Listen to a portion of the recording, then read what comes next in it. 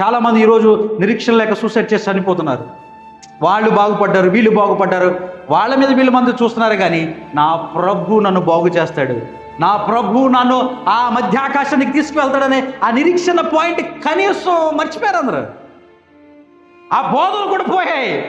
ఇప్పుడు నిరీక్షణ ఏంటంటే కారే నిరీక్షణ. ఒకవేళ కారు రాకపోతే దేవుడు ఎవడబ్బా, చచ్చిపోయింది ఇక నిరీక్షణ. ఇల్లు కట్టాలండి, దేవుడు ఇస్తాడు, ఇల్లు దేవుడు ఇస్తాడు. కానీ మన నిరీక్షణ దానికన్నా గొప్పదాని మీద ఉండాలా. మన నిరీక్షణ పై సంబంధమైనదై ఉండాలా. వాగ్దానము చేసిన వాడు నమ్మదగిన వాడు గనుక మన నిరీక్షణ విషయమై మన మొప్పు కొనున్నది నిశ్చలముగా పట్టుకొందుము. వాగ్దానం చేసిన వారు ఎవరెక్కడ? నమ్మదగిన దేవుడు. చాలా మంది, చాలా పార్టీ వాళ్ళు చాలా వాగ్దానాలు చేశారు, అన్ని నెరవేర్చారు.